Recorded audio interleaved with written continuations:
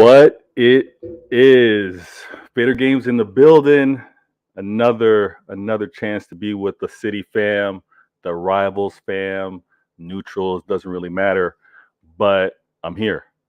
And I am an excited fan today. It's home and away, right? And this is a show that I haven't had a chance to do often. This is only the 5th episode of Vader Games TV and home and away. And I have to tell you this. Viewers, before we get into it. And thank you, all of you that are already on the channel, the comments. Appreciate it. Let me say this. I'm an away fan. There's no escaping it. I'm here based out in Toronto. It would be impossible for me to go to every home City game or even away game. I don't have the ability to do that. But what I do have the ability to do is connect with amazing fans and friends that I'm able to make online. And before I officially introduce my guest, my host, and I know you've seen him in the title, but let me say this. There's not many within this space that actually take the time and share advice or encouragement or actually even go out of their way to compliment what you're doing and encourage you to keep going. This guest today has done that. Not only that, I was so humble in asking, hey, can you be on the channel? Mind you, I don't quite have the numbers. Before I could even finish and complete that, he was quick to say, it doesn't matter about the numbers. I understand the grind. I'm here for the City content. I'm here for the City talk. So without any delay, let me introduce you to Daps. You all know him from Never a Foul. Thank you so much for being on the show, my man. No, thank you for having me, most importantly. That was, you know what, on Never a Foul, we always try and give people intros. And they're always true as well, because we only really fuck with people that we want to fuck with. People that we rate, people that we think are good people. And so everything we say is genuine. And I can honestly say it's a privilege to be here. You're right. There's not too many of us Man City fans in this world. We all, I mean, some that go on some channels, sometimes I look at and I'll always remember watching a certain channel. And after I'd been on, it was the day that I think we dropped points to Crystal Palace. And the guy that came on after me was like, anyway, let's not talk on City. Let's talk about Ronaldo's hat-trick the other day. What a hat-trick. And I was like, what the fuck? Don't do this. Don't do this. So when I've started to see you going on these channels, and you and Gundalorian are two really good, and I can talk on for many fans, people from the other side of the seas that have got amazing. Liez is one. I massively rate Liez. Michael, who's another United fan.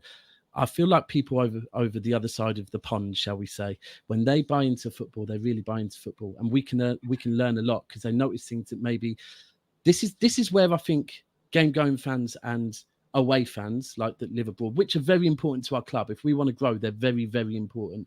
But when we're at the game, we miss things because we're caught up in the moment, and it's those that are watching it on TV that catch things that maybe when you're in the moment you don't always catch.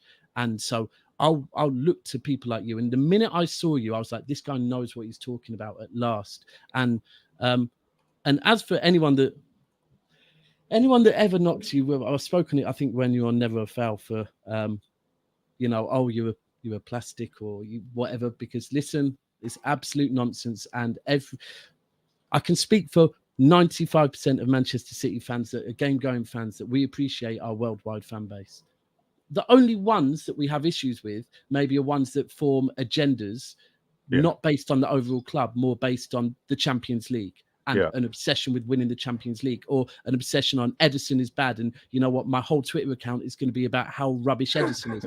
They're the ones, because deep down, they're the ones that I know if our owners left and we went back to the first division, they wouldn't be there anymore because they're only there for clout on Twitter. You're not one of them. Gundalorian is not one of them. And you know what? Most 99.9% of the City fan base I speak to around the world are not them either. Yeah, no, it's an excellent point, and there is a distinction between those fans that are all about that, I'm gonna say, online life where it's Yeah. agenda driven, not quite not quite in tune to really what the fan base is about or what the club's been about for its existence or many years.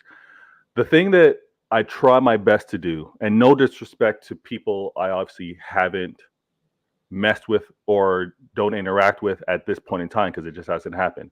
But I can honestly say that currently, circle of friends, circle of City family, like Patrick, true City fan, like Gunnar Yeah. Lauren, like Patrick. Adam, like Yeah. and Martin, and like many people that have been able to meet.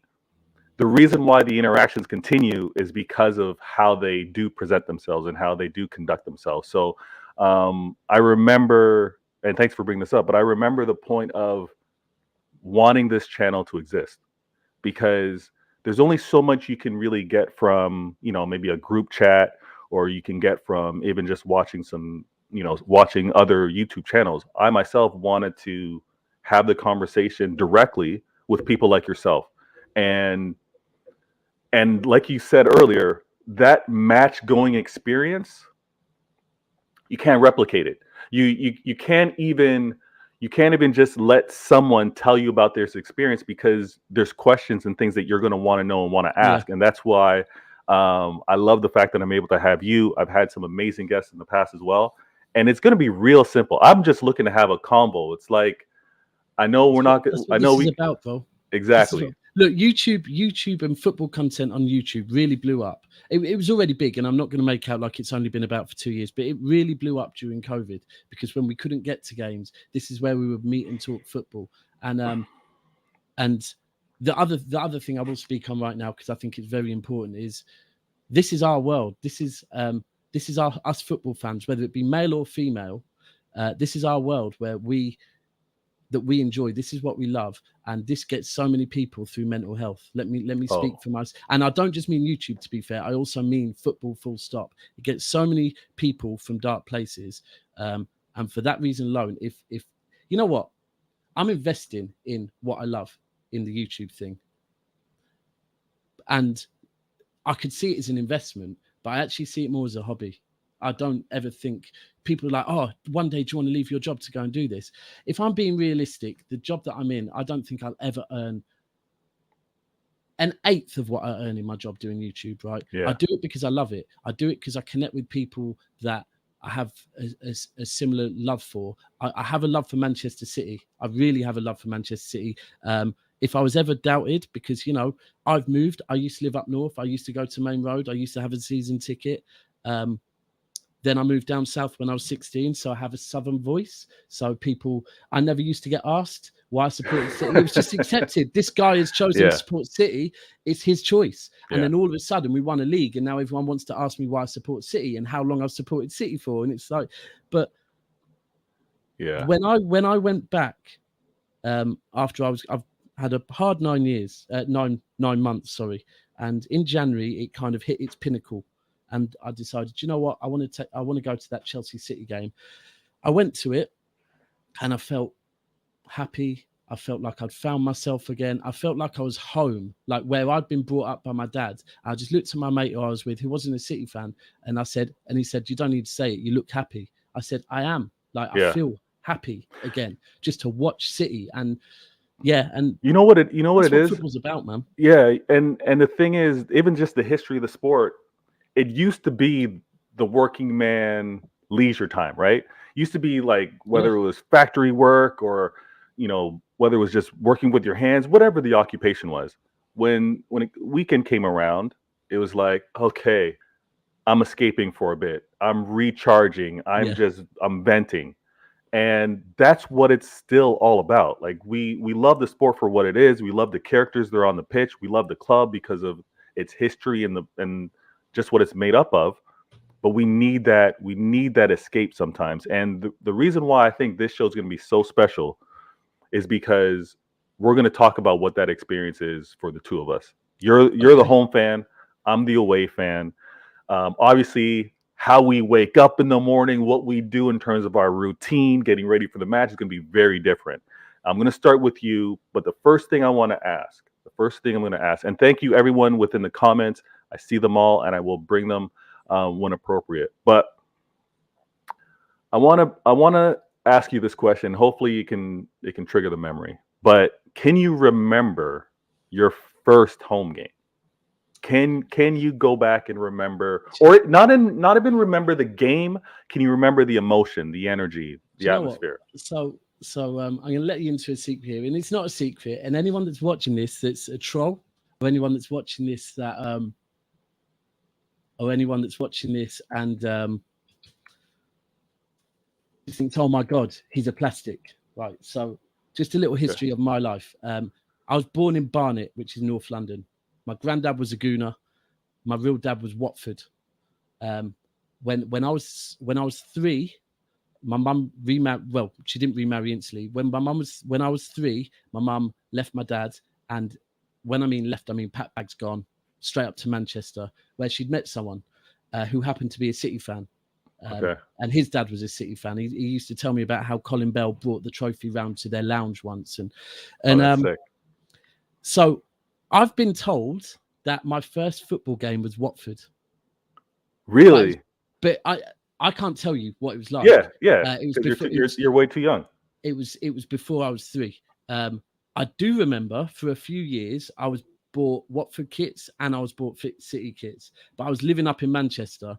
There was no way I was wearing a Watford kit, but it was nice to my dad, and thank you to my dad in heaven. But yeah, so my first game officially might have been Watford.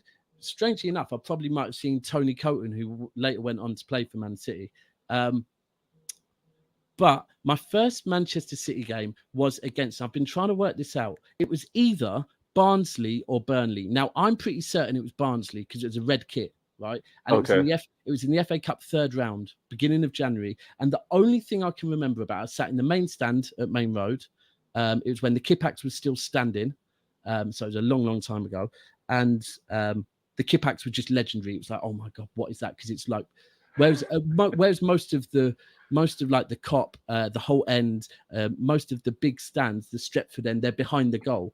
The Kipax with the full length. So that's why if you look at it, the biggest ever attendance at a football ground is at Main Road. I think it was Man United, to be fair, but it was at Main Road because we had the biggest standing. It was standing the full length. Exactly. All I can remember is someone from the Barnsley end ran on the pitch, and to me, as a little kid, that was the thing for me. It was like, oh my God, like because a policeman, and back then police still wore those helmets that you probably still I know you're talking. I think some do actually, but yeah, that's what I remember. Okay. You know what's unique is, and it's funny how some will want to banter you with that early experience. Yeah. Like, your parents are going to take you to have experiences, not necessarily they're trying to then set you up to be a fan for life. They're bringing their kid to a game. So for those that are going to want to banter you and be like, your first game wasn't a City game is kind of wild. And I've spoken about this on previous shows, mainly when I talk home and away. The fan base banter and trash talk is so different. It's so different over the UK versus it is in North America. Yeah. Like, because you guys go historic. You will go back to the very beginning, whereas most of the North American trash talk is really present day. Like maybe you'll go the last 2 years, and that is beautiful. It's different. I would love that, man. I would love that. The thing is though, with other fan bases, let's be honest, the reason why they go to those places with City is because they've got nothing to say on the modern day. There's nothing that they can say. I mean, and for example, today I put a picture up on. I've reactivated a Facebook account, and I put a picture up of me holding the Champions League over my shoulder. Now I've done that as banter, saying, "Listen, I'm bringing it home for us. If we can't get it on the pitch, I'm going to go and get one." But straight away, a United fan I know was in there saying, "You're never going to hold one of them," and I was like, "Dude, concentrate on your club right now, please." Then he was like, "Yeah, well." And I said, and correct me if I'm wrong, but it took Ferguson 13 years to win one of those, right? So exactly. Pep's still got a few years to go yet. Then he said, "Oh yeah, but how much money has Pep had?" I said, "Okay, well now you're bringing money into it. Let's talk currently. How much have you spent? And you can't even beat Fulham And Exactly. no, not Fulham. That was Liverpool. You can't even beat whoever it is. Look, they're all pretty fat boys, Brentford, yeah, can't beat Brentford. but you know what? I don't know. Have you got other questions about my childhood? I got a few. I got a few, Okay, and I I won't. I don't won't think. say anything yet. Let me put this on screen in a different way, and let me see if you can see it actually. Yeah, that's good. Oh, So oh, oh, oh, oh. I'm adjust it, but this is I want to go through definitely remembering that first home game, and obviously as a child there's that, but then there's also you as a grown man, and you having your own money. I'm going to the home game. I'm with the boys. I'm not traveling with the parents anymore. That type of experience, and then I also want to ask you about life life of football now with your beautiful daughter. I'm a parent of two, so and again I'm not attending games, but even my viewing of games here is very different from when I was single, no kids, to now having two kids and working around that. So we're just gonna have it's looking like it's going to be an amazing conversation. I'm quickly going to go to the comments real quick, and I So, appreciate. can I Yeah, go just ahead. say, Yeah. I'm sending this show to one of my friends in particular to tell him to watch right now. He's not a City fan. I do a show with him later. His name's Double A. He's a United fan, season ticket holder from Manchester, and we do a show called A City United every Tuesday. Every Tuesday. But he also does a show called Talking Kits, where he just talks about football kits. He will love this show because these are the type of shows he loves, where we're talking like when you've given the subjects. These are brilliant. These are my favorite types of show. At last, we're not talking about anything else. So yeah, get through the comments. Sorry. Respect. And then, So, hello, bang out, and I put the comments on screen. This is the first one that I'm shouting out, but name wise, everyone in the chat right now, hello, bang out, Franklin Cap, Edison, Daniel, Big Morgan, Ali, Eric. I want to, Dudley, thank you all for the comments, and I put them on screen. The first one that I'm going to read out loud is Hello Bang Out. The only reason we get called plastic is because our club is doing well. As soon as son of a hits the fan or crap hits the fan, that's when the plastic tag will go. Of course, listen, I hear it. And for those that have to quickly go to that card and want to talk about plastic or money, you've already got them. I don't even stress it anymore. yeah, it really is that. Yes, they're spot on. The thing is, we used to get. I used to always get. I've got a soft side for City. They've always had great. We used to get complimented on how much people. They've got such great fans. They went down to the third tier of football and setting records. Such loyal fans. All of that until we win stuff. Then all of a sudden, all the fans are plastic, and we weren't here this long ago. And it's just funny. It is just funny. It's the same as. No, I'm not going to speak on them today. No. We I'm gonna shout you out. The comments on screen, Ilyas. Thank you so much for tuning in and the love. We're all friends here. But Liverpool's Ilias, gonna get Liverpool's gonna get its time on another show for sure. So let me ask you, what did that first game feel like? Where you're like, I'm out with my friends. I'm no longer Well, chaperoned by the parents. I'm out here. How was that? so if I taught the difference between the Watford game and the City game, the Watford game, actually, to be fair, this is harsh because I might not remembered it due to my age, but from what I remember, the Watford game was my dad taking me and my brother. I would have been 2.5, yeah. Yeah. So Yeah. after going with my daughter who's 6, I can tell you a 2.5-year-old's not getting much pleasure out of that game, right? It was just me and my brother going, and my dad taking us because we were with him. Whereas the City game, I couldn't take my eyes off the pitch.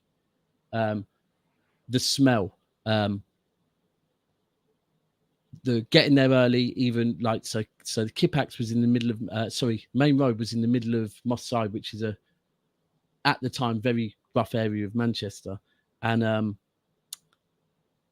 like when you park your car up, you'd have a little kid come over and say, "Can I mind your car, mister?" Right? And my dad would give him £1. And I'm like, "Why are you giving him money?" He's like, "Because if I don't, he'll key my car." Yeah. Right. And my dad would always say, "I'll give you another £1 when I get back." And he was like, "He won't be here when I get back. But if I don't tell him that, he'll key my car. So then the going and waiting outside our tiny little entrance, it's hilarious. If you ever see Main Road's entrance players used to go in compared to what they get now, it was just a world apart. It was an exercise in like patience, right? Because it was so narrow. You had to be orderly. You actually had to be you had to friendly wait amongst with your book. Yeah. And yeah, I've still got my autograph book. I'm due for the new studio. I'm going to go and get all my memorabilia out. I've always keep this one in here, right? This one And and this why is one. that? So it's for Manchester City v Queen's Park Rangers, right? In 1995, and I always bring it up. We lost that day 3-2. It was the last day of the season, right? But it was the most I celebrated in my childhood. The most I ever, and it was because United lost the league to Blackburn. and I'm not lying. That's the most I ever got to celebrate in my childhood. By the time we played Gillingham, I was kind of deep into my teens. So, yeah, that is pretty much all I celebrated. That's funny. It's funny though, because now you can imagine that if Liverpool Liverpool's not a good example, but United would celebrate now if another team beat us to the league on the last day of the season. So how things have changed. Yeah, 100%. And you could hear it in even some of the content creators where you can't avoid what you're tied to, right? And I've had the pleasure of being on Terry's channel with the Football Terrace, and he's in a tough spot. He's a United fan, so to even witness and want to speak on the success of City has got to tug at his heart often. So it should do, but so should also talking on Liverpool. But I know a bit more because I think it's easier. I think it's easier for him to handle it because maybe I don't know. I feel like and that's a hard one, because if I talk on behalf of most of the Mancunian City fans, they hate United more than Liverpool. Now, me personally, for whatever reason, my dad had something against Scousers. Okay. So I have more of although I don't like United, I have more of a hate for Liverpool. Yeah. I have a deep hatred for United, but that's because of the circle of friends. Like which is relevant. Yeah, my circle of friends were all the majority were United fans. It's like all the teams in red. United, Arsenal, Liverpool. Those were all the friends around me that were, and the teams that they supported. And I hate that color. Yeah. Unless it's red the and black. funniest thing is my sister went and married a Scouser, and he's deeply connected to the club as well. His dad actually was behind the Hillsborough charity group. Okay. So yeah, it's quite interesting. Sometimes me and him don't really see eye to eye, except for Saturday, strangely enough.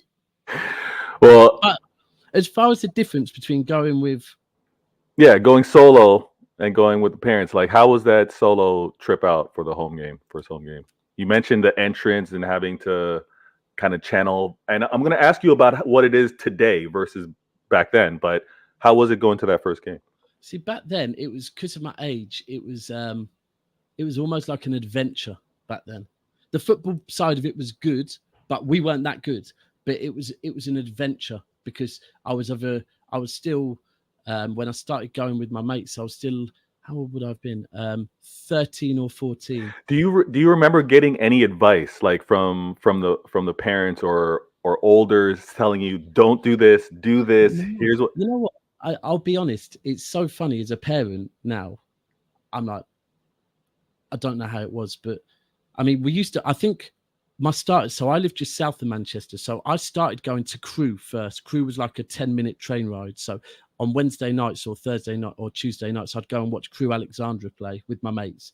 And then it was like, right, now go a bit deeper into Manchester. But it's really, really strange, because some of the stuff I used to do when I was young, at such young ages, even if I had a son, you can't imagine. Yeah, you can't imagine doing it. The age of 13 and going to a football ground. Like, I was taking my daughter, and my baby mum was like, "Oh, is she going to be all right?" I'm like, I'm not taking her in the south stand. I'm taking her in the home stand. I purposely made sure I'm not taking her in there. I know what that can be like. I'll take her in the. And I'm gonna get to that. But Yeah, so no advice whatsoever. It was just more getting on trains and going there. And I mean, it probably would be different now because we'd be winning stuff. Whereas back then, it was just honestly, it was more the adventure that we're going out. And I remember we went for the Kipax's last game before it got knocked down and turned into an all-seater. And we made this big banner.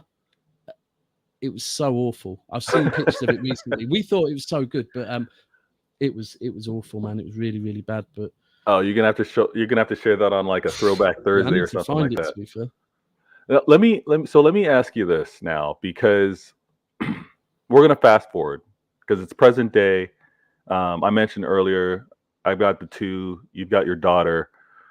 What was what is the football life now with your daughter, and now game day, how you manage that? And let's speak specifically, because the reason why I was so excited to have you on the show and to have this convo is, I saw that you mentioned that you were taking your daughter to her very first game. So if you can just speak about, one, you're going to the family stands instead of the south stand. Just Yeah. talk about that. Just talk about that Well, if you can. so look, my whole life I always wanted a little boy until my wife was pregnant.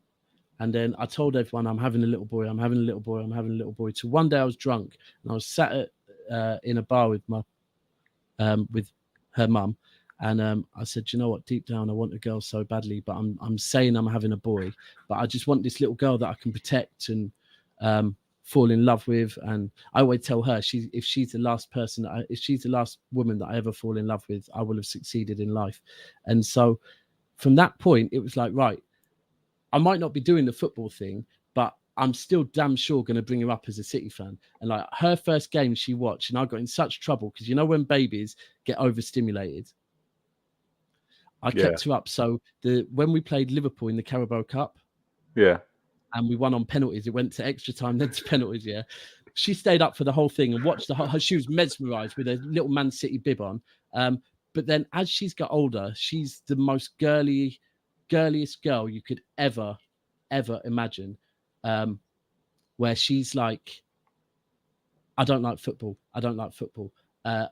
I'll teach her songs, and then when I'm recording them on like Instagram or something, she'll sing along, then go, "He's making me do this." She's so like, she just believes, girl, it's not good. And I'm trying to bring her up like her cousin plays football, and she's a girly girl, but she said she'd come with me because she knows I go a lot. And last season she was missing when I was going away. The Real Madrid one she really missed because our flight was delayed and whatever else. And they're hard games. Me and Steve both felt that period, but the end of last season we felt it because we were missing our kids a lot. Yeah, because the games they're so quick, right? There's so much that's happening. Yeah, and away games, and we were in so many tournaments and then streams and Yeah. But she said she'd come, so I was excited to go up there. But I kind of gave her the bargaining tool that we're going to stop at a water park the next day. We're going to go and see your family because my sisters still live up there, and you're going to see your cousins and whatever else. Yeah, a little give and take. So, and I agreed that if we bought a top, she could tie it up into a kind of crop top and whatever else. So we got there, and it didn't help that it was a very hot day in Manchester. Yeah, I heard it was rough. Yeah, they were giving away water. The whole tight city, they were giving away water throughout the game, but she embraced it as best she could. She was asking a lot of questions. She was kind of like, picking out the fact that she said to me at one point, "It's so nice that everyone in here is happy. I want to go and grab that ball and put it in the back of the net again," because she just couldn't believe that. She witnessed a goal and the reaction from the crowd. Is that why? Oh yeah. Well, every time that everyone cheered, she was like, "What's happened? Another goal?" I'm like, "No, but there was nearly a goal." But Okay. But she was just like seeing everyone cheering and chanting and just all of that, and she was just asking so many questions because she doesn't follow football. She was just in. She said, "Listen, little kids, they're sponges, aren't they? And they just want to know everything." So on that side, it was good to take her. For me, it was very interesting not sitting in the south stand. Yeah, I can imagine the difference between both stands. So, but to see it in its beauty in front of me, full, and it's a 3 describe tier. describe that. It was it was just the beauty. And when I looked behind, I realized kind of, you know what? The North Stand's only 2 tiers, and they're both kind of quite small tiers compared to the South Stand that's huge. It's got the flags, it's got the MCFC okay across the top. It's nice. It's like City. It took a while when we first moved to that ground, and the same with most clubs when they move to new grounds. Everyone needs to work out where the real hardcore fan base go. And City have done that with the South Stand now. And to look at it, and then even more so. And actually, I need to give a shout out to 9320. The 9320 is this other section, the other side of the away fans, because they're really loud as well. So they're kind of almost South Stand, but yeah. So let me ask you this. Because you're sitting in the family stands, you're able to see where you normally sit. Can you describe the family stand energy and cheering or singing? Like, did you feel like it was flat? Did you feel like okay. 100%. However, look, back end of last season, it's kind of funny because back end of last season in one of the games, I think someone let off a flare in the family stand, and like all the South Stand lot were like, "Listen, you know it's on when the South Stand are letting off pyrotechnics." But you know what? It's good because the whole idea of a family stand is to encourage like the younger generation to come and people to go with their family. It's important. It is. I would not knock it. It was nice to see people there with their other halves, with their kids, and I mean, I'll be honest. The South Stand isn't for everyone. Like I wouldn't take. Would it almost be? Yeah. Would it almost be a rite of passage in a sense? Like if you're getting introduced to what football stadium life is like, you're going through the family stand. That's where you, until you come of age, then you venture out to the South Stand, because I would assume that the energy, everything that sparks, everything that kind of gets enveloped by everyone in the stadium is coming from the South Stand. They're in 9320. 9320, because it's kind of like 9320 is almost like a kind of community that are coming together to try but they're in South Stand, yeah. It's 100%. It's the same. Look, it's the same at most grounds. Couple of seasons it takes for people to work it out, but where the away fans are, put yourselves around them if you want to be hardcore. And you know what? If you sit in the other areas, you might look there and go, "That's where I want to go. I want to be in there." Right. And like for certain, I mean, it is special. You generally don't sit down too much. Last day of the season, I would not want my child in there last day of the season because it was mayhem. We were falling over each other when we invaded the pitch. It was mad. And I'll be honest with you, it was beautiful to take my daughter. She said to me afterwards that she might come back when she's a bit older, but for now she's happy to know where I'm going now, and that she might come up there with me and go around her cousins instead of coming to the football. And deep down, I was like, cool, because I want to get back in the South Stand. I missed it. I hear that. It's funny. Our first 2 games, I've missed 2 things. I missed the South Stand this week, and last week I did a watch along. You did the full DR Media watch along, and I didn't. Wow.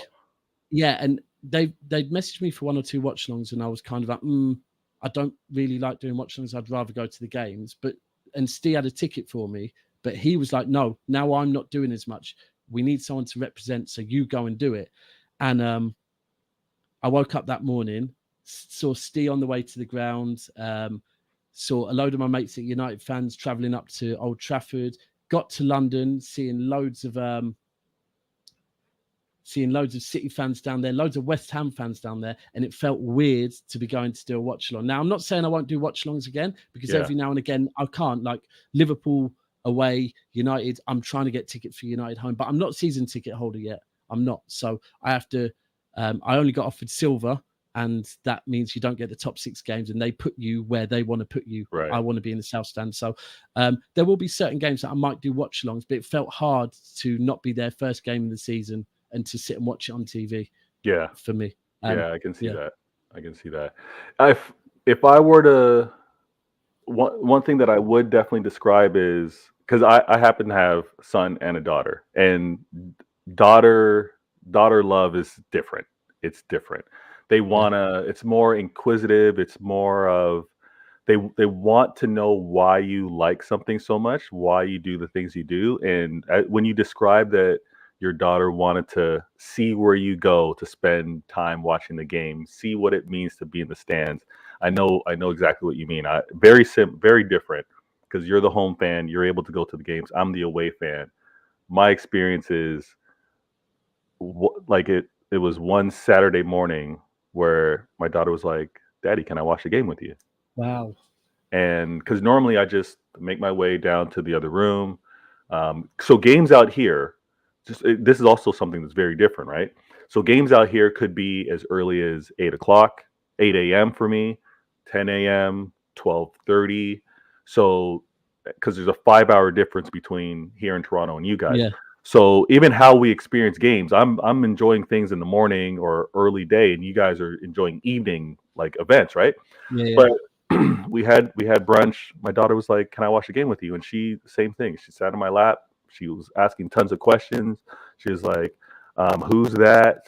Why are you nervous? Why was that so tense?" She's just asking all those questions. And it's kind of grown over the years. She's now 9 years old, so she understands it a lot different. She was actually hurt watching the first game of the season because she's looking for familiar names, and she's like, "Daddy, where's Jesus?" I'm like, "He's not on the team anymore."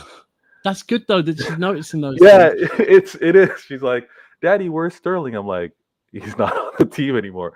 So it was funny in the sense that she's now kind of like learning who the new players are, and also Yeah. asking questions, why do players leave? Um, but is she going to be, hardcore into football? I don't know, but she definitely wants to know, why does Daddy like football so much? Yeah. And Yeah. when your daughter gets older, I'm sure it's going to be very, very similar. Let me check the comments real quick. And you're getting mad love in the comments. Everyone's shouting you out.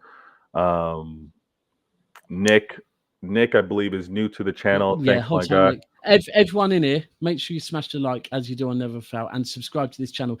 I'm telling you, I would not be doing this if I did not respect this person so much, and I really do. And it's something that hopefully me, Steve, Huey, and the City Extra boys are going to do soon. Is we really want to bring this city content creator community together and show every other club that we're united, because there's a lot of other clubs going at each other, and Yeah, it's not good, man. And like, listen, our fan base is about to grow.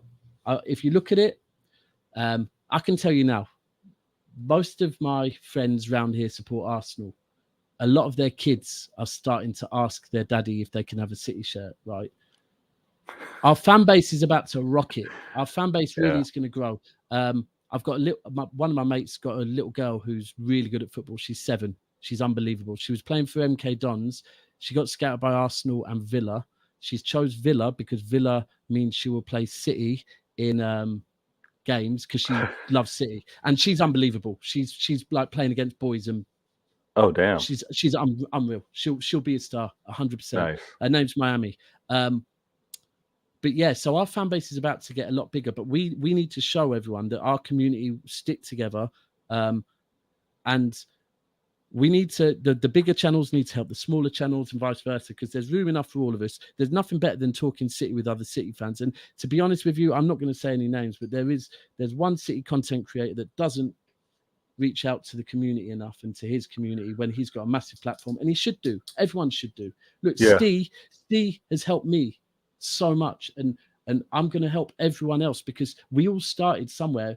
I've been doing this for 2 years now. Like, we all have to help each other and get enjoyment out of it, yeah, because that's what it's about. We all support the same team. Why would we argue? And exactly. the And maddest thing is, you look at certain fan bases, they argue, but they're actually both got the same agenda. And it's like, why are you arguing? You both want the Glazers out. Why are you arguing? yeah, Anyway, no, I hear you totally on that one. And yeah, unfortunately, there are some that have it, and they just have a different approach on how inclusive they're going to be. But the thing that I definitely do appreciate, and it's I think it's actually how all of us kind of got tied together, and I think how we actually linking up, because the collaboration I was able to have with Gundalorian and True City Fan, it was this, it just spilled over. Like, it just spilled over to be like, hey, um, Daps is looking to have you, or would you be interested in doing this? And I was like, absolutely, let's talk it out. And it's not Yeah. even it's not even in pursuit of like, oh, I'm trying to get my numbers up. It's like, no, I just want to have a good combo. Absolutely not. You're like, it's cool, like cool people. So But I love that. there, don't get me wrong. There's shows. There's things. There's some shows that I will do now sometimes to help increase my channel. I have I hear to, that. No, I right? hear that. But my favorite shows aren't those shows. My favorite Yeah. shows are the shows where I'm just having a conversation with someone. And I always say to like the amount of people, whole time Mason and Imran, two guys I've both met on away days and said to him, like, come on, talk about football. You're like, and I'll say that to whole time Luke Blackburn as well. They're all just guys that I've met at games and said, you've got an opinion, just come and talk. Like we need more people talking about our club. Because everyone else has gone. We need that. And I started a show, to be fair, I might bring it back soon, called Through the Turnstiles. And it was about match going fans. And people are like, oh, so are you trying to? And I was like, no, I'm not trying to do nothing. But they do have different experience. It is a valid. I'm not trying to say forget fans that are abroad at all. I rate them and I rate their opinion probably more than mine. But they do have a different angle. 100%. 100%. It's natural. And there's no, and again, a difference of opinion is absolutely fine. I'm cool with it. How you talk, how you express, then I may have issue. If you're going to be disrespectful because we have difference of opinions, then there's going to be issue. But having a difference of opinion is absolutely right. And to your point, with regards to turnstile fans, that's what many of us want to experience and know. Like I unfortunately don't have the experience that you have in terms of hearing it for yourself firsthand of the singing that happens in the stands. Like you're hearing, you're seeing how all the fans are clapping. Exactly. And then also just how reactionary it is. So let me and before, I don't want to talk too much about me because it's about you today. No. Please do. It's home and away. Fair. Good point. It's it's even seeing a goal from Kevin De Bruyne and knowing that in the stands everyone's going to start singing KDB's song. Like that's the thing that I'm watching the game. I don't hear it. It doesn't. They're the moments you remember. They're the moments. But the funny thing is, right, so depending on where you sit, and this is a funny one with where I usually sit in the south stand, for half the game, you kind of don't know if you scored until the rest of the ground reacts, because you can't see. Because if you imagine, you're literally straight onto it. So you're like, it looks like it, but I don't know until the net bulges and I hear. And even when the net bulges, you're kind of like, well, that could have been the side net. Until you hear the lot behind the goal, then it's like, right, now we can react. But now, unfortunately, then you have to wait for VAR. And then, but you're spot on. And like, even if I was to look at it, there's always moments in games where chants, like, so Saturday, all I'm going to remember from Saturday is Bernardo Silva. The way the South stand, the minute he stood up, I was trying to explain to my daughter how special a moment that was. Like, I kind of compare it to, I don't know if you ever saw when Pep sold Joe Hart and his last game, don't sell Joe Hart. Like the whole team fan, we accepted it, but it was like, we love him. And it's the same with Bernardo Silva. It's like, I think a lot of us are starting to think he might go. But we're going to show him till the day he goes that we love him. And he won't do a Milner. He will always be respectful to our club. There will always be that bond, because with City fans and most players, as long as they don't disrespect us once they leave, that bond will always be there. And Bernardo Silva, for me, my God, I love the guy. I really love the guy. But then I can go back to the last day of the season. And the last day of the season, I'll always remember Zinchenko. Because although Fernandinho was leaving and Gundogan scored 2, and there seemed to be on that trophy parade a real, like, it was about Zinchenko. It's like, and almost it was like the players allowed it to be about Zinchenko, because it was like, this guy's had a hard time, and the back end of last season he was unreal. And then I can go to like the Atletico, the Real Madrid game. All I can remember is the song they play when they score. That will never leave my fucking head. I can't remember. I don't know what it is. I haven't listened to it since. But every time they score a goal, they play this song. Okay. And It's giving me nightmares. But then PTSD, I hear you. Atletico, Johnny Stones, because it was, and you can look at every game and think that game. I mean, I don't want to say the De Bruyne song because my God, we'll be talking about every game. But it's just the chants are special. And it's so different. It's so unique, but it is a different experience, and it's something you want to be able to share in terms of experience, or like you mentioned with regards to your channel. People want to know, because not everyone has, and I'm going to say not everyone has the privilege to go to games, and Absolutely. especially with this economic times, or whether you just happen to live in different places within the world. It's just different. So yeah, I think that's a really valid point as well, and I really try and force this home with some fan bases that really go at City and talk about us filling the stadium, not filling the stadium. Now, I've had similar battles, and I'm not even in Manchester, but I've schooled people on what the economic reality is for many of the people there. To the whole north, right? To the north, and I'll be honest. Salute Newcastle United, because you know what, it's even worse up there, right? Sure. But the thing is, we fill out our stadium at pretty much every single Premier League game. Our season tickets sell out every season, right?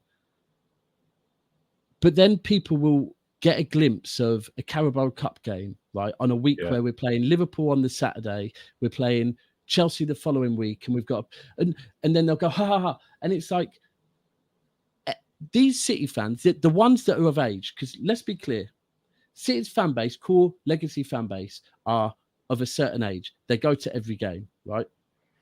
Then all of our younger fans are so young or live so far away from the ground, they can't yet go to the game, right? The legacy fans have spent every penny they can going to getting their season ticket and whatever else, right? And then the worst is what really pisses me off is when it gets to like just after. So when we played Liverpool in the semi-final of the FA Cup, right? Now you have to understand, we just had like 3 away games in Europe. On top of that, what was I going to say? What was the other thing we had on top of that? So we had the 3 away games in Europe. I think we'd had some important league games going on, and ultimately we've won the Carabao Cup 4 times. And then also that was it. There was a train strike to fucking London. Now I understand that Liverpool will say, "Well, the train strike affected us." I get it, but you know what? The Carabao Cup last season meant more to you than it did us. That is factual, right? Yeah. And also, let's be clear, Liverpool's fan base outside of Liverpool is a lot bigger than Manchester City's currently. So absolutely, which isn't a slight either. It, like, some fans take it as a slight. It just happens. Yeah. It's fine. I'd rather have a smaller fan base and win every single trophy. I mean, minus the Champions League, but yeah, we'll get that soon. I hear you. Let me go to this comment, or not comment, but string of questions here. If you can, what is the pregame routine? If you're superstitious, if you have to do things a particular way, not because it's going to impact the game, or do you have a certain route that you need to go to get to the game? If you can share anything, please feel free. So there's one thing that I'm kind of getting known for now, and that's not making predictions. I'll do, and like I went on Big Six for the first time, and they do predictions, and it got to the City game, and I go, someone knew what was going to happen. They go, you can't, and I go, and Turkish goes, you're going to come on, and not. I go, Turkish, it's been a pleasure coming on. If because of this you never get me back on, but City win the league, then I'm taking it every single day. I said, it's a sacrifice you'll make. I'm not predicting for Manchester City. The reason is that the 1 or 2 times, like, you know, when I predicted on the Palace game, I think, so I haven't done it because I predicted before and it's gone wrong. Then this season, I went by mistake and predicted on the Palace game. And I'm like, see what I mean? Okay. The other thing is, this season I'm starting to break some. So there's that. Hold on. You won't make a prediction on what the score is, or whether we'll win or lose? Neither. Okay. Neither. Okay. Well, I even say one thing I say a lot of the time at the start of the season is top 4 is all I want. I don't want to leave receipts, bro. And it's hard. Like yesterday, it was hard. Like right now, but I try and stay quiet. And I tell Okay. Liverpool fans, you lot need to learn and be quiet until the end of the season. But it's harder. The longer we go on, the more we come strong at the end of every single season, the more I'm kind of like, listen, you know what's going to happen. So, but there's that. There's another one, right? And That this is one's funny. really interesting. I used to always get my daughter. So the first time us and Liverpool went head to head, 2018, 2019, before like the last 10 games, I'd say to my daughter, Manchester City are playing today, and she'd go, good luck, Man City. And whenever she did it, we won. Haven't done it for a while. But last day of the season, before I went, I'd got to do it. Right. Then I'd got a voice note from her when I was at the ground, but I didn't open it. Right. Then in about the 65th minute, when we were 2-0 down, I looked at my phone and saw a voice note from her. I've still got it on my phone now, right? No word of a lie, we were 2-0 down. But I can't remember the exact, round about the 65th minute, before we'd scored any. I opened the voice note and it was her saying, good luck, Manchester City. And then we scored 3. All right. So that one's a mad one. The 2 that I've broken this season, though, so far is I never wear a match day merchandise of any sort on the day of the game. On Saturday, I bought a top and I wore it and we won 4-0. So maybe that curse is gone.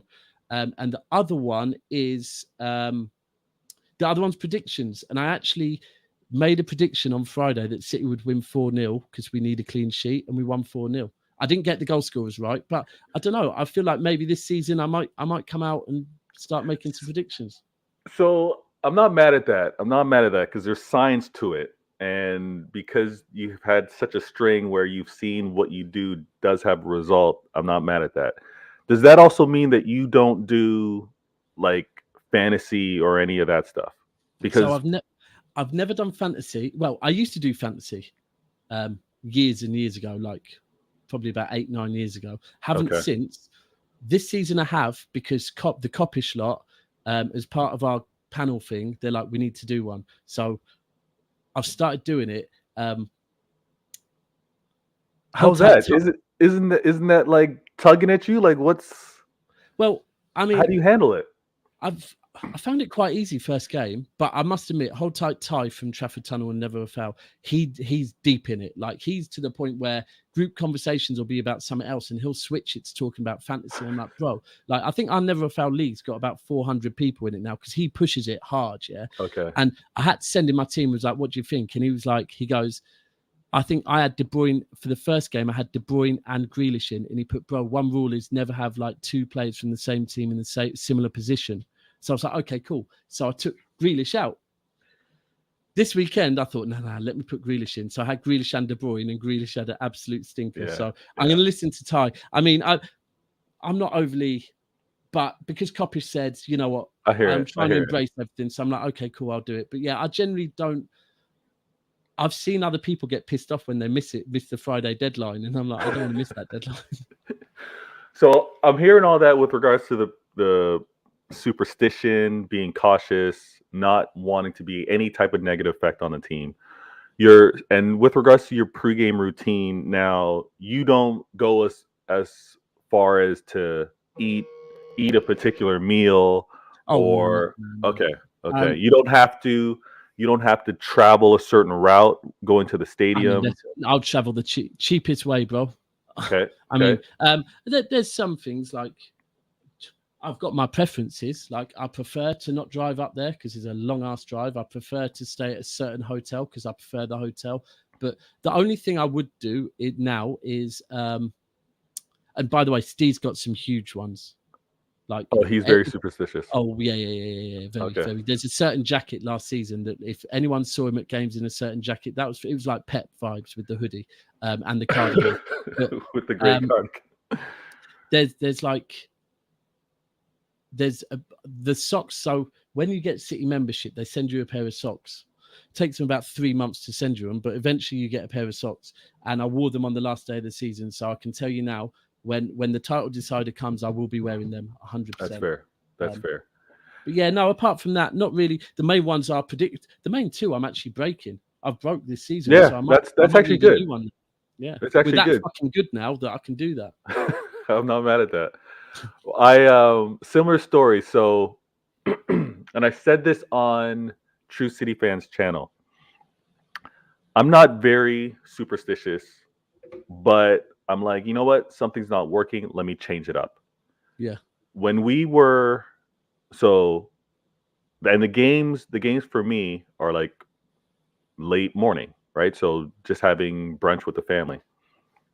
I'm watching the game in the kitchen. We're down. We're down one. I'm like, I'm not watching the game in the kitchen. I go to another room. We're down two. I'm not watching the game in that room anymore. I now go down to the basement.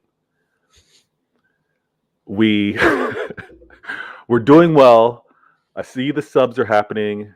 I'm like, nah, this isn't working. I go and I grab. Actually, it's just around the corner. I go and I grab my city scarf and I drape it over the brow of my hat, just like this. We score the first goal. I keep it on my head, and obviously, as within those close minutes, we score another goal. I keep it on, and I'm like now holding it, and it's intense. We score 3 goals. I'm not saying that what you did, what I did, had an effect on that final game of the season, but we I'll do won. it again. Yeah, so I'll We do it again. won. No, there's some mad stuff. I'll be honest. Again, the first game, the first time us and Liverpool went head for head, and I don't mean the season where Yaya just stormed in and took it. I mean proper head to head. I used to work with a guy called Chris Broom, hold tight Chris, who was a big Liverpool fan, right? And at that point, admittedly, we loved to dabble in the horses. So we had the apps on our phone for betting and whatever. We'd go to like Cheltenham, Ascot, and all of that. And he started it. I'll say it. He started it, right? Every single week, he would place 2 bets: one for City to win, and Okay. one for Liverpool to lose, right? The reason he would do that as a Liverpool fan is like, because if that happens, I want to be happy about something. If City win and Liverpool lose, I want to at least win damn money off it. So then I was doing the same. Wow. For like the last 10 games, we were both doing it, and we were taking losses just to come in smiling.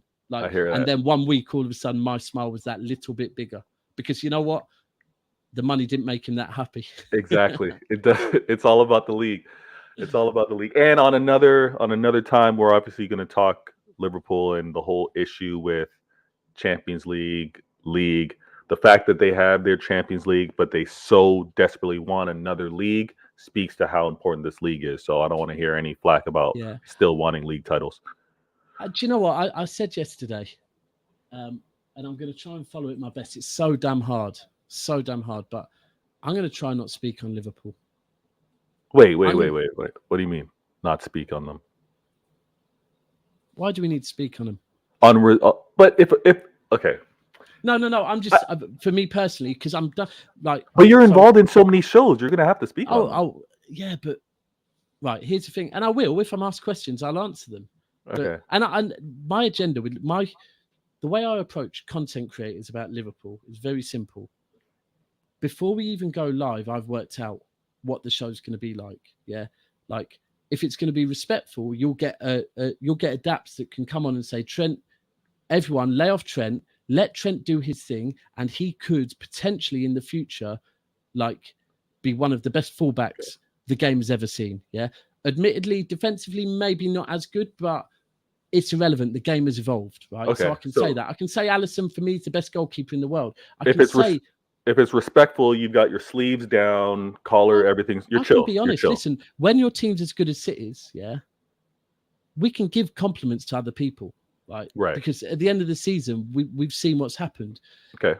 But then when there's like at times when people get me on and want to do a combined 11, I'll be like, listen, there's certain things I'm not going to back down on, right?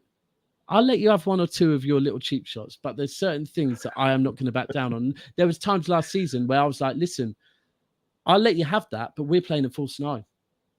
And we're putting a City person in the false 9. So I'll let you have your 2 wingers, but that person in the middle is going to be a false nine. So I'll work out what it is, and then I'll go with that approach, because I can be respectful to Liverpool. I can say it's just very frustrating, certain things. Like when I said I wouldn't speak on them, but No, go ahead. The whole conversation, right, is when what I don't like is when people say City are irrelevant, little old City. One of the feelings I'll always remember is like, say the day. So I'll always remember the day we won our first ever league. I watched it at my mum and dad's. My dad was really, really, really unwell, and me and him both cried, right? And I didn't jump on any social media. I didn't message anyone. I didn't care to message anyone.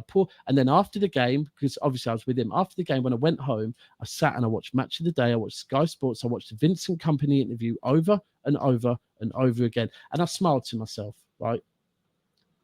I didn't need to jump and rub it in anyone's faces, because you know what? We are Little City. We're irrelevant.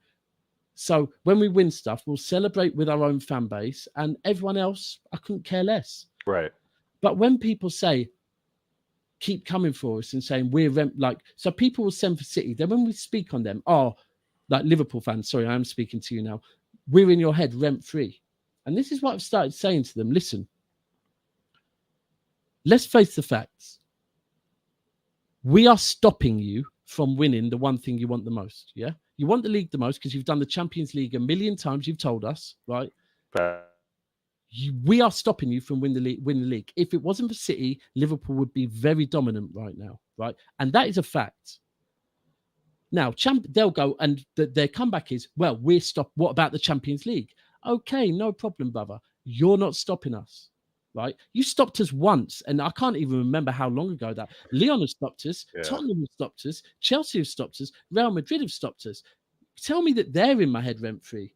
I don't see Liverpool in this equation right now. So yeah, it's not like you are talking our name because you're pissed off that we keep stopping you from being completely dominant. Like deep down, maybe it's we're stopping you from going up against Man United because that's what you want to do. But we are stopping you from getting that jump on. United fans, you should thank us because we're stopping Liverpool from getting the jump on you. 100.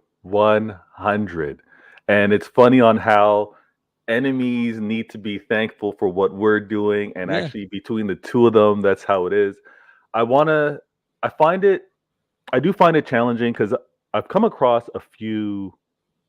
There's a few Liverpool content creators that I actually enjoy. Like I enjoy their content, but when they kind of go the agenda route, I'm like, you know what? Here's where I kind of tune out. Not because it's not funny, but sometimes it's not creative, right? Yeah, and I've kind of heard it before. It's kind of like you can list what they're going to say. If it was like a different angle, I'd catch it. But definitely in the moment now. So obviously we're 2 games into the season, things that are going to happening. I'm definitely going to comment on it, and not to your point, not even like to throw salt, not even to be negative, not even to throw jabs. It's kind of like, here's what I'm seeing, because I truly believe it's a two club race to this title. You know, so I can't, as much as I don't want to pay attention to them, I have to, because I know I got to look over do you watch them?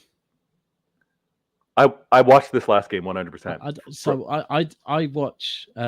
I could honestly, I watched both. I watched every time we played them, of course. Yes, of course. And I watched the 2 games against Tottenham. You know what? I was listening in a space the last time they played Tottenham, and these Liverpool fans were losing their minds talking about low block and Conte not playing football or anti-football or whatever. But yeah, I big games, I make it a point of watching. So on Monday, I can't, man. You're watching Monday. You have to be watching Monday. Hold on. Now I'm in Barcelona Monday. I'm going to Barcelona to watch the game. You're stunting. All right. No, I won't be watching it. But to be honest with you, the reason I don't, and when I say I don't watch it, because I'll see certain Liverpool channels doing City watch-alongs and stuff, and I'm like, we're that irrelevant, you're doing watch-alongs on us. And they're like, you watch all the Liverpool games. Genuinely, I don't. And the reason is because if you have a rival and a rival's good, I don't want to watch them win. That'll piss me off. So I'd rather go about my business. I mean, I might watch more this season because I've got a bit more time on my hands. But if I can, I'll avoid it. Like yesterday, I didn't watch the game. I saw Nunes got sent off, and I don't even know how the game went, to be frank with you. I don't. Well, this is going to lead me to. This will actually lead me to the last question, but I want to ask you two things before I get there. Going to the game, obviously there were 4 goals. You're there with your daughter. What was the most exciting kind of like moment? Was it the first goal? Was it the near missed, should have been squared ball from Foden? No, they were the other end. They were all at the other Oh, end. they're all at the And I don't know if you saw, but we had the fireworks and the flares and that go off. Yes, yeah. On my life, my eyes aren't great, right?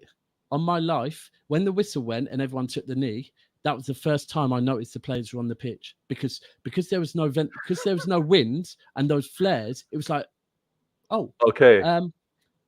So the most exciting moment.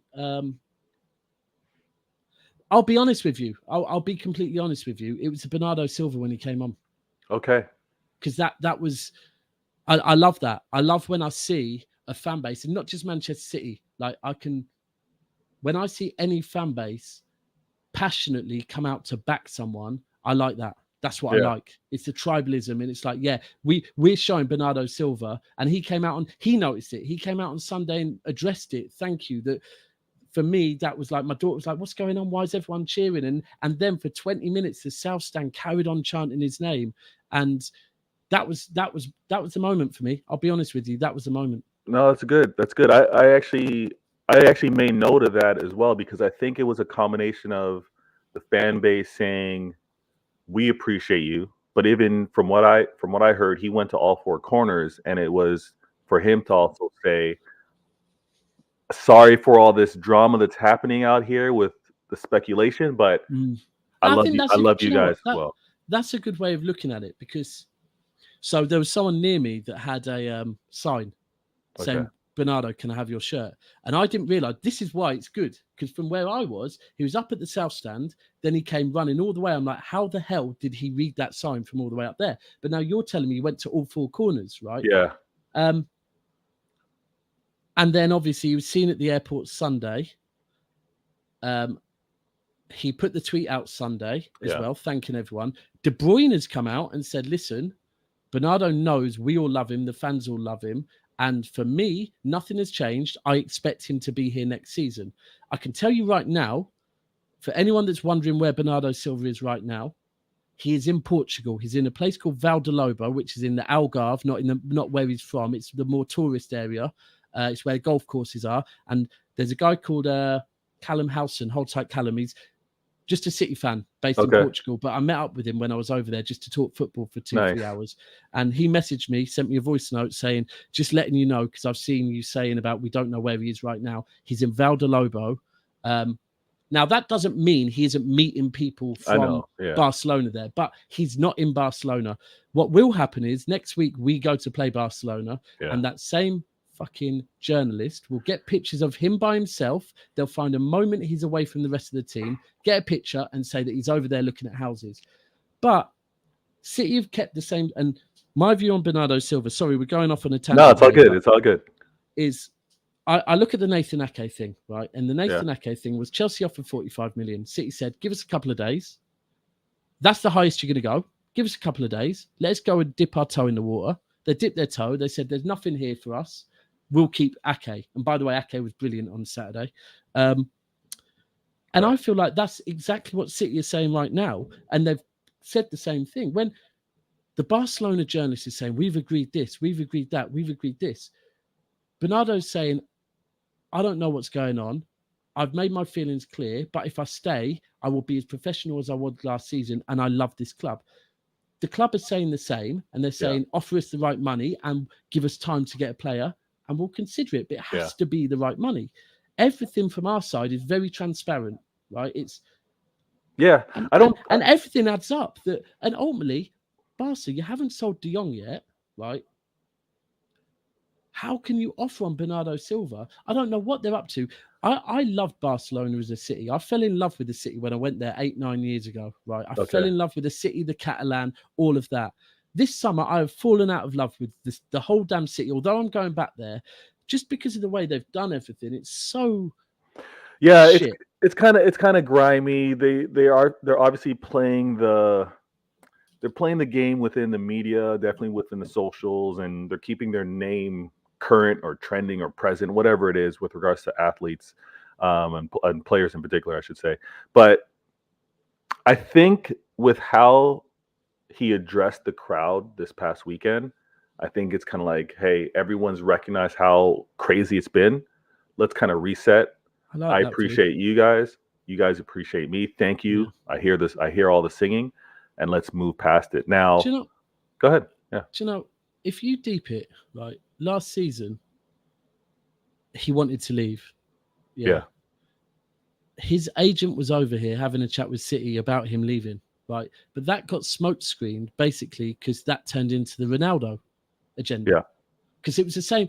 He was over here to speak to City about Bernardo Silva and happened to say, by the way, while I'm here, here's Ronaldo's numbers if you want to sign him. And then everyone forgot about the Bernardo Silva thing. Since then, Bernardo Silva has put out countless performances, one of the best seasons of his career at City.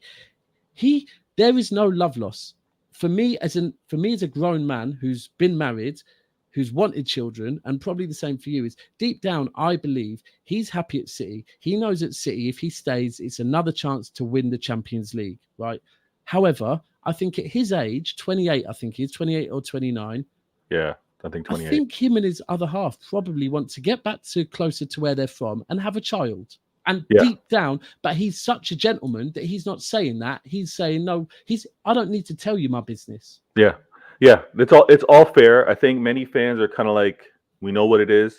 Football is a career, it's a business. They would love for him to stay. We all believe he's staying this year, but it's also, we're okay. We know you most likely will be leaving next year, and it's kind of been an ongoing thing. So I think everyone's kind of chill. Let me sorry, last thing on Bernardo Silva as well. I agree with that. That's what I hope. Yeah. I think that City can convince him to stay one last season.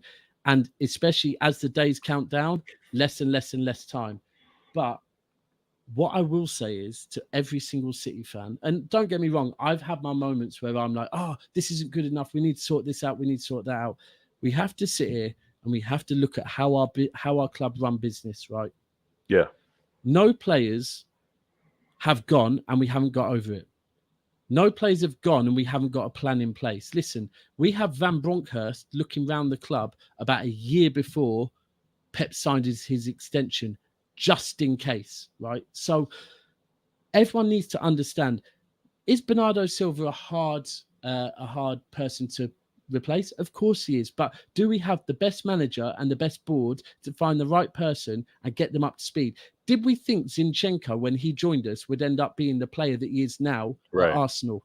And that is what we will do. And same with the Cucurella thing. You know what? I thought Cucurella would have suited us perfectly, but if Pep comes out and says, no, I want to turn Kelvin Phillips into a left back, I trust Pep that he will do a good job of that.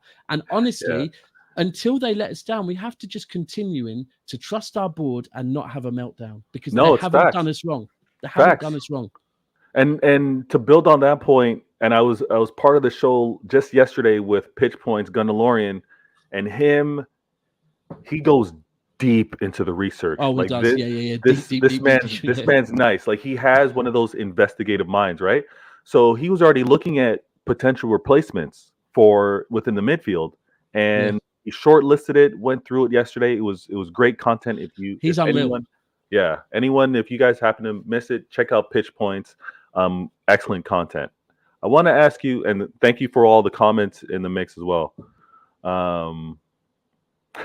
We have another Sergio. We do have another Sergio. He looks exciting as well, you know. He does. He looks eager too, like eager to want to improve. I saw his interview. Obviously, it was subtitles, but I liked his approach. It was good. In a City shirt as a kid as well. Yeah, I know. Rivals are gonna hate that. Yeah. Now, I wanna again thank you everyone. Comment wise, thank you everyone that's new and subbed. I've kept Daps here longer than I even anticipated, but the conversation's been flowing. It's been excellent. Cool, man. And I want to ask one last thing, and it may seem like it's coming out of nowhere, but I'll just bear with me. And again, first things first, my peeps, you all come first. City, family, rivals, doesn't matter. Subscribe, like, hit me up in the comments. I'm gonna do my best to continue to have shows like these, similar to this, and shout me. I'll get you plenty on. respect, man. Thank you so much.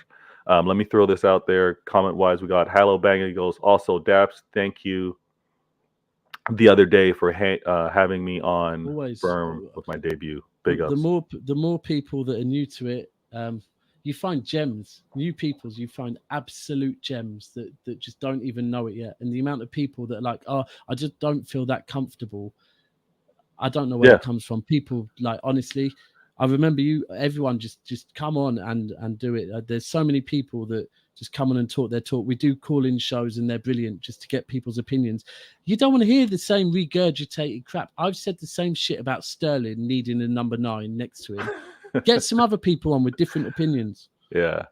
Now, speaking of different things to talk about, I need to I'm not going to rant. I'm going to ask the question. I may rant on my other show, but let me ask you this, and this is how we're gonna sign off the show. I'm gonna put this comment on screen. Let me know your thoughts. So it's on Edison. I'm gonna lose my shit. No, it's not on Edison. But this is actually new for me to hear. It's new for me to hear, and I'm hearing a lot recently. Fans themselves, for example, you happen to be a fan of United, or you happen to be a fan of Chelsea, or you happen to be a fan of whoever, and this idea, or this I'm going on loan for the season, can you explain this to me? No, I can't. I presume, yeah. I hope to God, right? I'm going to say it now. I hope to God that people are taking content creators' comments a bit too seriously, because I've heard a few. Say, Okay. I mean, I'll be honest. Hold tight, Lee Gunner, one of them. And let me be honest, not Gooner Lee Gunner. He's helped our channel massively. He is an elite content creator. Let me be clear, elite. He's not only pushing his agenda, but if you try and discuss his agenda with him, he's got reasons for it. So he's very good, but he's an elite content creator, right? Fair. But I have heard him say about going on loan to City before. I've heard quite a few people saying about going on loan. I think they're bantering. I hope to God they're bantering. I can tell you now, I ain't going on loan nowhere. I'm not being sold. I'll retire. I find it, and I told myself I was going to go on the rant, but this is what I find crazy. And is it because I'm a City fan and knowing how recent the come up has been, because I know how grimy and how like inconsistent the success has been? Maybe. But the fact that you have that program of the last time United were like, they lost, and then after that they went on an amazing run between them and Arsenal, and then as of late Chelsea. Yeah. But United was killing it, right? I grew up with United killing it. Exactly. So for the fans that, again, know that primarily as this is what I know United to be, right? When I hear fans like that talk about going on loan, They're not fans. I don't get. And to your point, I hope it is bantering. I hope it is. I'm saying this for jokes, because I'm a firm believer that you need to watch your team. You need to watch the players. More importantly, during the bad times, because you know who should be sticking around. You know who's actually up for the fight. You know who actually doesn't quit. When you're like, oh, my team's already down 2 goals, I'm switching it off and moving away. You don't know who the fighters are. You don't know. You really don't, unless you're one of those, you just look at stats. But you need to watch and see who's actually fighting for the badge. I find it crazy. You know what? I'll be completely 100 with you. I mean, I can tell you the season that we moved down south, I went to the playoff final to watch Bolton v Reading. And for the day I supported Bolton, but that's because my mates I went with were Bolton fans. I can honestly tell you I don't get it. Don't get it. Yeah. But this is the thing. There's never been a point in my life where I would ever consider supporting anyone else. Like, the beautiful thing is, I mean, we've been blessed, and Steve spoke on this before, right? That we've been us real legacy City fans. We've been seasoned, right? We've really been through the trenches. So if we have a season like Pep's first season, we finished third and we won nothing. Nothing. There was no City meltdown because it's like that was still a good season for us. Like, we've been through shit. We have been through shit and we're still here, right? Yeah. So I used to say when we first got our money and people used to go, oh, well, when they leave and they take all their money, this is honestly what I say. Absolutely no problem, because I've now had a couple of years of being involved in a conversation. I'll go back to supporting City, still go into the games. And if our owners go and invest their money in Shrewsbury or Colchester or Barnet or Arsenal, and actually I'm going to take Arsenal out of there, but a group of fans that haven't seen much success and they get to live it, then salute to them, because we ultimately, although we might be a little kind of team of City fans, we're part of a football community. Yeah. And if other fans that have given their life to following a team home and away and putting all their money and all their passion into a game that we all love, right? I'm all for that. I'm not mad at that. You know what, Newcastle, I keep saying to Newcastle fans, enjoy the fact that right now everyone's saying, do you know what, I like Newcastle. Their fan base deserve it. The minute you win something, they're all going to turn on you. All of them fuckers are going to turn on you and not like what you're doing.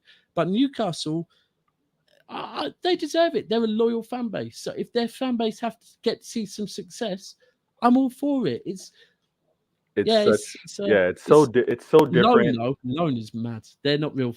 I mean, that's when you have to question if they're doing it for YouTube. Yeah. And again, it's such a new thing for me to hear.